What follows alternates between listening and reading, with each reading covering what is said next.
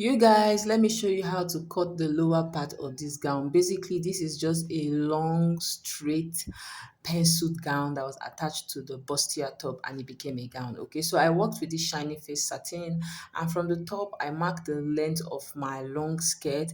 I also went ahead to mark 1 extra inch because I'm very paranoid and I didn't want to make mistakes. Okay, so I told you guys I marked 1 extra inch in addition to the length of the skirt. Then I went to mark my hip line, my knee line, and from the top I marked my waist divided by 4. I marked my hips divided by 4. I stepped at the knee line, I stepped my hips measurement down by 1.5 inch, and at the hem I stepped my hip measurement down by 2 inches.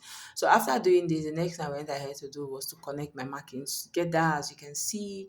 And you guys, I got a hip curve, and trust me, it is making life easier for me. Okay, so I connected my waist to my hips, and I also went ahead to add sewing allowance. At the waist point, I went ahead to add about 2.5 inches for my seam allowance to accommodate my dad. Okay, so this is what the front part looks like. I basically did the same thing for the back part, but I added 1.5 inch zip allowance. Okay, then I went ahead to cut. Place the lining piece on the lace piece. I still give like 1 inch top stitching allowance so that by the time I'm done top stitching, everything is well balanced and I can trim the excess out. Okay.